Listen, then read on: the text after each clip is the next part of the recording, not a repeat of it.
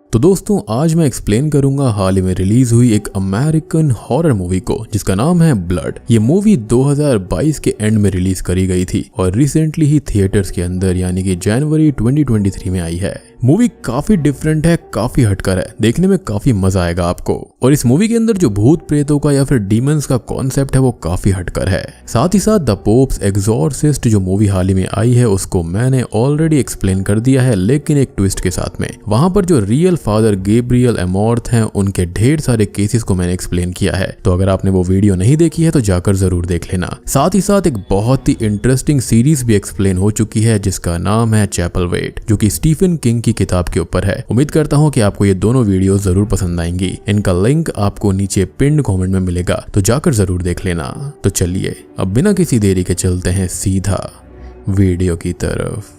Movie की शुरुआत में हमें एक सुनसान जंगल दिखाया जाता है जिसके लगभग बीच में एक बड़ा सा पेड़ होता है जो कि पूरी तरह से मरा हुआ था, यानी कि उसके अंदर कोई भी जान नहीं बची थी, ना ही कोई पत्ते वगैरह थे। वो दिखने में किसी शापित जगह की तरह लग रहा था जिसके चारों तरफ मरे हुए जानवरों के कंकाल पड़े हुए थे और चारों तरफ ढेर सारी कीचड़ ही कीचड़ थी, जिसको दलदल बोला जा सकता है। खैर अब यहाँ से सीन शिफ्ट होता है और हम एक फैमिली को उनके पुराने फार्म हाउस के अंदर शिफ्ट होते हुए देख पाते हैं, जो कि उस जंगल के काफी करीब था। ये परिवार जेस का था जिसके अंदर उसकी बेटी टाइलर और उसका छोटा बेटा ओवन रहते थे। और हाल ही में जेस का उसके हस्बैंड पैट्रिक से डिवोर्स भी हुआ था, जिसके बाद जेस अपने बच्चों के साथ यहीं पर शिफ्ट होने आई थी। अब उसकी बैक स्टोरी कुछ ऐसी थी कि वो एक समय पर एक ड्रग एडिक्ट हुआ करती थी जिसका उसे काफी ज्यादा एडिक्शन था और उसके ही इन्फ्लुएंस में आकर वो अपने बच्चों का भी ठीक से ख्याल नहीं रख पा रही थी। और इसी के चलते जेस और पैट्रिक के बीच में काफी टेंशन बढ़ने लगी थी, जिसके बाद दोनों डिवोर्स के लिए चले गए और कोर्ट ने जेस को अपने बच्चों की कस्टडी दे दी थी, क्योंकि जेस ने समहाउ कोर्ट को कन्विंस कर लिया था कि अब वो अपने बच्चों का अच्छे से ख्याल रख सकती है, क्योंकि उसने पिछले 15 महीने से कोई भी ड्रग वगैरह नहीं लिया था। और फिलहाल उसका बेटा ओवन और टाइलर जेस के साथ ही रह रहे थे। अब हम फिर से पहले सीन पर आते हैं जहां पर ओवन को उनके डॉग पिपन के साथ खेलते हुए दिखाया जाता है और उन्हें देखकर ऐसा लगता है कि दोनों में काफी अच्छी बॉन्डिंग भी है। खैर अब ओवन एक स्टंट करता है जिसके अंदर वो कुछ हाइट से कूदता है। हालांकि वो जगह सेफ थी, लेकिन इस बात से जेस बहुत घबरा जाती है और उसे ऐसा वापस ना करने के लिए कहती है, क्योंकि उसकी छोटी सी भी गलती उसकी कस्टडी यहाँ पर छीन सकती थी। जिसके बाद हम उनके डॉग को जंगल की तरफ अजीब तरह से घूरते हुए देख पाते हैं, जिसके बाद सभी लोग घर चले जाते हैं। रात का सीन दिखाया जाता है जहाँ पर टाइलर जेस से कहती है कि वो लोग कितने दिन के लिए यहाँ पर रहेंगे, जिस पर जेस का कोई भी जवाब नहीं आता। यहाँ पर एक सेम चीज हम वापस नोटिस करते हैं कि उनका डॉग रात को भी जंगल की तरफ ही घूरे जा रहा था, जिस पर जेस इतना ध्यान नहीं देती और सोने चली जाती है। अगले दिन जेस अपने बच्चों को पैट्रिक के यहाँ पर कुछ समय के लिए छोड़ देती है, क्योंकि दोनों में अपने बच्चों को लेकर अभी भी पेरेंटिंग की अंडरस्टैंडिंग थी। अब यहाँ पर हम पैट्रिक की नई वाइफ को देख पाते हैं और साथ ही साथ उनके न्यू बॉर्न बेबी को भी। असल में ये पैट्रिक की जो न्यू वाइफ है वो इनकी एक टाइम पर नैनी हुआ करती थी और पैट्रिक और उसका अफेयर हो गया था, क्योंकि ऑब्वियसली जेस तो यहाँ पर पूरे टाइम ड्रग्स में ही डूबी रहती थी। पैट्रिक अब जेस को एक एनवलप देता है और उसे एक और चिल्ड्रन कस्टडी ट्रायल के लिए आने को कहता है, क्योंकि पैट्रिक चाहता था कि उसके दोनों बच्चे उसके साथ रहें और उसे जेस पर उसके पास्ट की वजह से जरा सा भी भरोसा नहीं था। अब जेस यहाँ से अपने नर्स की जॉब के लिए सीधे हॉस्पिटल जाती है। जी हाँ, वो पेशे से एक नर्स है, जहाँ पर उसकी कलीग उसे एक रिपोर्ट देते हुए कहती है कि उसकी पेशेंट हेलन ने काफी हेल्थ में इम्प्रूव किया है, जो सुनकर जेस खुशी में हेलन से मिलने जाती है। लेकिन हेलन इससे ज्यादा खुश नहीं होती। असल में वो एक कैंसर पेशेंट होती है जिसने जीने की सारी इच्छा छोड़ दी थी और जेस उसे मोटिवेट किया करती।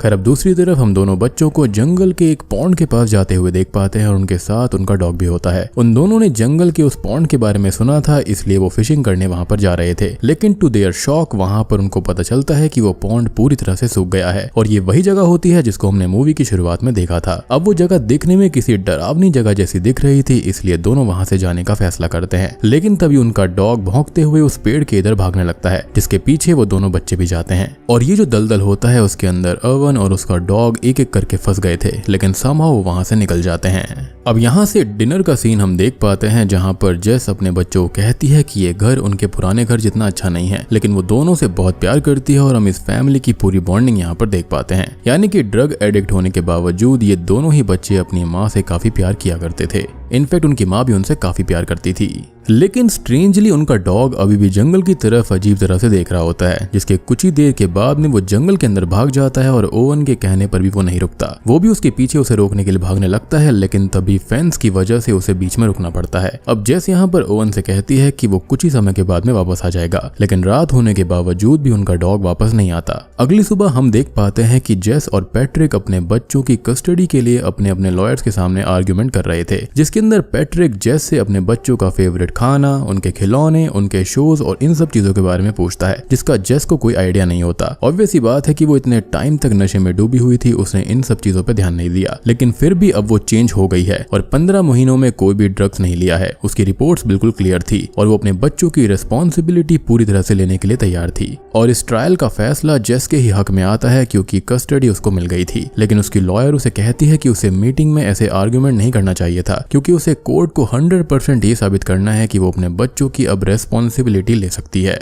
खैर अब जेस जब घर पर आती है तो उसको पता चलता है कि ओवन अपने डॉग के मिसिंग पोस्टर्स बनाकर शहर में फैलाने गया है, जिसको सुनते ही वो जल्दी से अपनी कार लेकर ओवन के पॉसिबल पोजीशन पर पहुंच जाती है और उसके ऊपर चिल्लाने लगती है कि वो अकेले रोड पर बिना हेलमेट के ये क्या हरकत कर रहा है। जेस उसे गुस्से में कार के अंदर बैठने कहती है और ओवन ना चाहते हुए भी कार में जाकर बैठ जाता है। रात को अचानक से ही हम उनके डॉग को वापस जंगल से लौटता हुआ देख पाते हैं और ओवन उसे देखकर बहुत खुश हो जाता है। लेकिन उनको रियलाइज होता है कि उनका डॉग पिपिन अब पहले जैसा नहीं लग रहा था। उसकी आंखें पूरी तरह से चेंज लग रही थी और वो काफी एग्रेसिव था।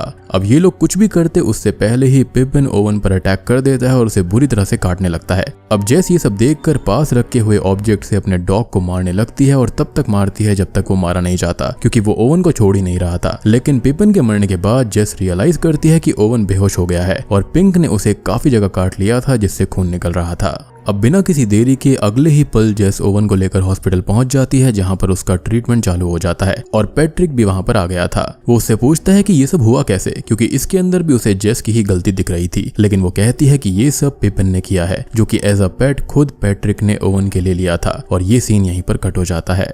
बेसिकली पैट्रिक को ये लगता था कि उसने जो कुछ किया है वो सही किया है और पूरी तरह से जेस यहाँ पर गलत है। जिसके बाद में हम ओवन को देख पाते हैं, जिसको होश आ गया था और जेस उसको कुछ खिलाने की कोशिश कर रही थी, लेकिन वो कहता है कि उसे ये अच्छा नहीं लग रहा, लेकिन फिर भी वो उसको खा लेता है। खैर अब जेस हेलन से मिलने जाती है, जहां पर वो अपने डिप्रेसिंग स्टेट में होती है और जेस उसको मोटिवेट करने की कोशिश करती है। लेकिन उनकी बातों के ही बीच में सडनली एक सेफ्टी अलार्म बजने लगता है, जो कि ओवन के रूम से आ रहा था। ये सुनकर जेस भागते हुए वहां पर जाती है और वो ये देखती है कि ओवन के मुंह से अजीब तरह के झाग निकल रहे थे और वो नीचे था। अब जल्दी से ओवन को वापस ट्रीटमेंट के लिए बेड पर लेटा दिया जाता है और कुछ ही देर के बाद में डॉक्टर आकर ये बताते हैं कि ओवन अभी ठीक कंडीशन में है, उसका फीवर कम है और उसके टेस्ट के रिजल्ट आने वाले हैं, जिससे उनको पता चल जाएगा कि उसे एग्जैक्टली हुआ क्या है। लेकिन डॉक्टर यहाँ पर अज्यूम कर रहे थे कि शायद उसे किसी रेयर वायरस ने इन्फेक्ट किया है। जैसा पैट्रिक को बताती है कि ओवन के सारे टेस्ट जो हैं वो नेगेटिव हैं, जैसे कि उसे कुछ नहीं हुआ, लेकिन ओवन की कंडीशन खराब हो रही थी। अब उसी वक्त जेस रूम के अंदर देखती है तो उसे ओवन सीधे ब्लड प्लाज्मा से ब्लड पीते हुए दिखता है, जो कि दिखने में ही एबनॉर्मल था। और जेस उससे वो छीन लेती है और ये बात किसी को नहीं बताती। वहां पर तभी एक डॉक्टर भी आती है, जो कि कहती है कि ओवन ने जल्दी इंप्रूव करना शुरू कर दिया है और उसकी हेल्थ में अब कोई भी प्रॉब्लम नहीं लग रही। ये सुनकर जेस शॉक्ड हो जाती है, क्योंकि ये इंप्रूवमेंट सडन हुई थी। और उसी वक्त हम ओवन को ब्लड बैग्स को अजीब तरह से घूरते हुए देख पाते हैं, जैसे कि उसे ब्लड की क्रेविंग हो रही थी। अब जेस का बेटा उससे खून पीने के लिए कहता है, लेकिन ऑब्वियसली उसके लिए वो मना कर देती है। और डॉक्टर से उसको पता चलता है कि ओवन की रिकवरी बहुत ही अमेजिंग हो रही है, लेकिन ये जेस के लिए काफी अजीब था, क्योंकि खून पीने से ऐसा कैसे हो सकता था। अब अगले सीन में जेस और ओवन साथ में सो रहे थे कि तभी वो देखती है कि उसकी तबीयत खराब हो रही है और उसे ये समझ में नहीं आता कि ऐसा क्यों है। इसलिए डॉक्टर्स के जाने के बाद में वो ब्लड बैंक से एक ब्लड बैग चुरा कर ओवन को पीने के लिए देती है और सरप्राइजिंगली ओवन उससे ठीक भी होने लगता है, यानी कि उसको ठीक होने के लिए खून चाहिए था। और आपको याद होगा कि शुरुआत में हॉस्पिटल में होश आने के बाद ओवन कुछ भी खा पी नहीं रहा था, तो वो इसलिए था क्योंकि वो खून को छोड़कर कुछ और पीना ही नहीं चाहता था और खून के बिना वो सरवाइव भी नहीं कर सकता। और इसके बाद में जेस वही करती है जो कि हर माँ अपने बच्चे के लिए करेगी। जेस अब नर्स होने का फायदा उठाते हुए हॉस्पिटल से ब्लड बैग्स चोरी करने लगती है और उन्हें लाकर ओवन को पीने को देती है। और कुछ ही दिनों के बाद में ओवन घर भी आ जाता है। साथ ही साथ जेस ने काफी सारे ब्लड बैग्स को चुरा लिया था। जेस अब बड़े ध्यान से ओवन को खून पीने के लिए देती थी, क्योंकि बैग्स बहुत कम थे और बार बार हॉस्पिटल से चोरी करना मुश्किल था। साथ ही साथ जेस ओवन की इस कंडीशन पे अपने कॉन्टैक्ट के डॉक्टर्स और कंसल्टेंट से भी बात करने लगती है, लेकिन उसे इस ब्लड क्रेविंग की बीमारी के बारे में कुछ पता नहीं चलता। अब एक दिन जेस घर से बाहर थी और जब वो वापस आती है तो ओवन ने अपनी क्रेविंग के चलते सारे खून की बोतल्स को खत्म कर दिया था। अब जेस हॉस्पिटल से वापस ब्लड बैग्स को लेने जाती है, लेकिन चोरी का शक होने की वजह से हॉस्पिटल ने प्रोटोकॉल्स को चेंज कर दिया था, जिसकी वजह से वो और बैग्स नहीं ला पाती।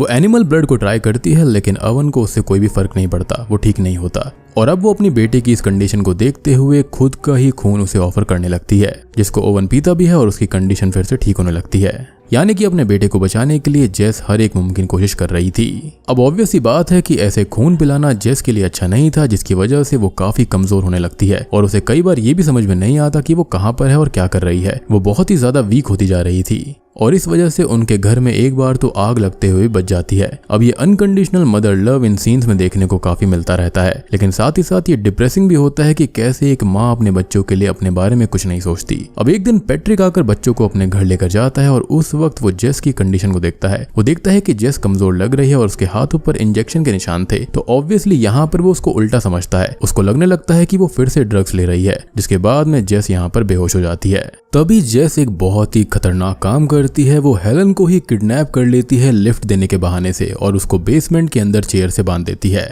अब हेलन को बेसमेंट के अंदर होश आता है, उसको समझ में नहीं आता कि वो कहां पर है। जेस यहाँ पर उसे अपने बेटे की कंडीशन बताने की कोशिश करती है, लेकिन हेलन कुछ नहीं समझती और उसके अंदर अब जीने की इच्छा भी जागरूक हो गई थी, जो कि जेस ने ही करी थी। अब जेस को ना चाहते हुए भी हेलन के मुंह को बंद करना पड़ता है और फोर्सफुली उसका खून निकालना पड़ता है। ये जेस के लिए काफी डिप्रेसिंग होता है, क्योंकि हेलन उसकी पेशेंट थी, लेकिन अब उसको अपने बेटे के लिए ये सब करना पड़ रहा था। अब ऐसे ही ये सिलसिला चलने लगता है और जेस हेलन का ब्लड निकाल कर ओवन को रोज देने लगती है और हम ओवन के अंदर भी चेंजेस नोटिस कर पाते हैं, जैसे कि उसकी आंखों का कलर थोड़ा बदलने लगता है और जब उसको ब्लड की क्रेविंग होती थी उसका आंखों का कलर चेंज होता था और उसको वार्म ब्लड बहुत अच्छा लगता है, जो कि सीधे बॉडी से कुछ समय पहले निकला हो या फिर वो डायरेक्टली किसी की बॉडी से पी ले, जैसे कि वैम्पायर्स होते हैं बिल्कुल वैसे ही। लेकिन यहाँ पर वैम्पायरिज्म के साथ साथ यहाँ पर और भी चीजें हैं, जिसके बारे में थोड़ी देर में बात होगी।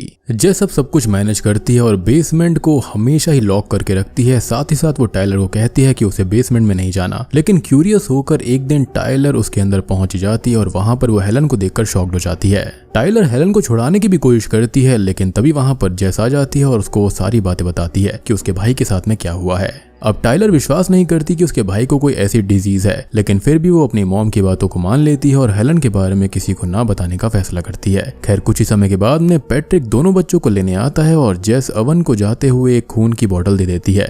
खैर अब पैट्रिक का पूरा परिवार साथ में एंजॉय कर रहा होता है कि तभी पैट्रिक की वाइफ की उंगली पे कट हो जाता है और ऑब्वियसली यहाँ पर ओवन के सामने ब्लड पीने की क्रेविंग शुरू हो जाती है। ये चीज टाइलर नोटिस करती है, इसलिए वो उसको उसी ब्लड की बोतल को पीने के लिए देती है। उसे बिलीव हो गया था कि ओवन को सच में ब्लड की क्रेविंग होती है और उसके बिना वो सर्वाइव नहीं करेगा। अब हेलन बेसमेंट से भागने की कोशिश करती है, लेकिन जेस उसे मार कर बेहोश कर देती है, जिसके अगले ही सीन में हम दो ऑफिसर्स को जेस से मिलने आते हुए देख पाते हैं, क्योंकि हेलन यहाँ पर मिसिंग थी। वो कहती है कि उसने तो उस दिन खाली हेलन को ड्रॉप किया था। ये सारी बातें हेलन बेसमेंट से सुन रही थी, लेकिन वो बंद होने की वजह से कुछ भी नहीं बोल पाती।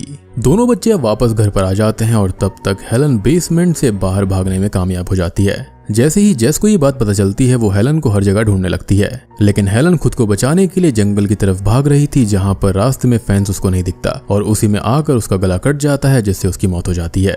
अब हेलन को फॉलो करते हुए वहां पर ओवन भी आता है, जो कि किसी मॉन्स्टर की तरह उसकी बॉडी से ही ब्लड पीने लगता है। जैसा कि मैंने बताया था कि उसको वार्म ब्लड पसंद था और ये चीज जेस भी देख लेती है, जिससे वो डर जाती है। अब खून की कमी की वजह से ओवन के अंदर काफी ज्यादा चेंजेस होने लगते हैं और वो बहुत ही अजीब हो जाता है, एग्रेसिव हो जाता है, जिससे टाइलर डरने लगती है। अब इन सब को सोचते हुए टाइलर को याद आता है कि जब वो वहां पर पेड़ पर गए थे और उस कीचड़ के पास में गए थे, यानी कि दलदल के पास में, वहीं से ये सब शुरू हुआ था। वो उसी पेड़ के पास में जाती है तो उसे वहां पर अजीब तरह की आवाजें आते हुए फील होती है, जिसके बाद वो वापस आ जाती है। दूसरी तरफ जेस अपने ब्लड को निकाल कर ओवन को पीने के लिए देती है, लेकिन हम ओवन की आंखों में सेम वैसा ही एग्रेशन और कलर देखते हैं जो कि हमने उनके डॉग की मौत से पहले उसकी आंखों में देखा था। यानी कि यहाँ पर ओवन पूरी तरह से एक डिमोनिक एंटिटी में बदलता जा रहा था, जो कि खून की प्यासी होती है। अब एक दिन पैट्रिक चाइल्ड सेफ्टी वालों को लेकर सीधा जेस के घर पर पहुंच जाता है, क्योंकि जेस पे इल्जाम ये लगा होता है कि ओवन काफी दिनों से स्कूल नहीं गया है, तो वो उसका ठीक से ध्यान नहीं रख रही थी। और पैट्रिक को यहाँ पर यकीन था कि जेस ने फिर से ड्रग्स लेना शुरू कर दिया है, जिसके बाद दोनों बच्चों को चाइल्ड सेफ्टी वाले ले जाते हैं। अब जाते हुए जेस टाइलर को ओवन उसके लिए थोड़ा सा बॉटल ब्लड में डाल देती है, जो कि उसके लिए काफी नहीं था और होता भी ऐसा ही है। पैट्रिक के घर पर जाकर ब्लड की क्रेविंग की वजह से ओवन पैट्रिक के न्यूबॉर्न बेबी को ही मारने की कोशिश करने वाला था, लेकिन एंड टाइम पर टाइलर आकर उसको रोक लेती है और फैसला करती है कि वो उस पेड़ को जला देगी जिसकी वजह से ये सब हुआ है, क्योंकि उसको ऐसा ही लग रहा था। अब दोनों साइकिल पर उसी पॉन्ड के पास में जाने लगते हैं और टाइलर ने बर्नर भी अपने पास रख लिया था। दूसरी तरफ पैट्रिक दोनों के मिसिंग होने की वजह से जेस के पास में चला जाता है, क्योंकि उसको लगता है कि वो दोनों वहीं पर गए होंगे। लेकिन जैसे ही ये बात जेस को पता चलती है, वो समझ जाती है कि वो दोनों बच्चे पेड़ के पास में गए होंगे, इसलिए वहां पर वो निकल जाती है। अब जैसे जैसे ये दोनों बच्चे पॉन्ड की तरफ और पेड़ की तरफ जा रहे होते हैं तो ओवन बहुत एग्रेसिव हो जाता है और टाइलर के ऊपर ही अटैक करके उसको बाइट करने वाला होता है, लेकिन कैसे भी करके टाइलर खुद को बचा लेती है और उसी पेड़ के पास आ जाती है। तभी वहां पर जेस आती है और वो ओवन की इस हालत को देखकर कुछ समझ नहीं पाती। टाइलर यहाँ पर जेस को कहने लगती है कि ये मेरा भाई नहीं है, ये हमारा ओवन नहीं है, और ओवन उस समय तक लगभग किसी अनकंट्रोल्ड मॉन्स्टर जैसा बन गया था। जिसके बाद जेस को बहुत दुखी होकर ओवन को फोर्सफुली मड के अंदर यानी कि कीचड़ के अंदर ही सफोकेट करके मारना पड़ता है और ऐसे ही ओवन की डेथ हो जाती है और दोनों यहाँ पर यानी कि माँ बेटी बुरी तरह से रोने लगती हैं। इनके पास में कोई और चारा ही नहीं था। उसके अंदर जो मॉन्स्टर था या फिर वायरस था वो बहुत ही ज्यादा फैल चुका था और उसको ऐसे खुला छोड़ना किसी के लिए भी सेफ नहीं था। अब ओवन का फ्यूनरल किया जाता है और सबको जेस और टाइलर ये बताती हैं कि ये एक हादसा था और खेलते हुए कीचड़ के अंदर डूबने की वजह से उसकी मौत हुई। जिसके बाद कोर्ट जेस को इररेस्पॉन्सिबल कहकर उसके बच्चों की कस्टडी उससे वापस ले लेती है और अब टाइलर को पैट्रिक के साथ ही रहना पड़ेगा। और ओवन के साथ में क्या हुआ था इसका पूरा सच सिर्फ माँ बेटी जानती होती हैं और दोनों यहाँ पर फैसला करती हैं कि वो इसको छुपा कर रखेंगी और ये राज हमेशा राज ही रहेगा। अब एक दिन जेस काफी गुस्से में और ओवन के दुख से उसी पेड़ के पास में जाती है और उस पेड़ को जला देती है। लेकिन मूवी यहाँ पर खत्म नहीं होती, क्योंकि ये जो बीमारी थी उसका पेड़ से कोई भी सोर्स ही नहीं था। मूवी के पोस्ट क्रेडिट सीन में हम देखते हैं कि जेस ने एक डॉग खरीदा है और वो उसके साथ खेल रही है। तभी खेलने वाली जो बॉल होती है वह थोड़ी दूर जंगल के अंदर चली जाती है और वो डॉग भी थोड़ा उसी जंगल के अंदर चला जाता है और तब वो वैसे ही जंगल की तरफ देखने लगता है जैसे कि उनके पिछले डॉग ने देखा था और ये चीज जेस को फिर से डरा देती है और बूम, ये मूवी यहीं पर खत्म हो जाती है।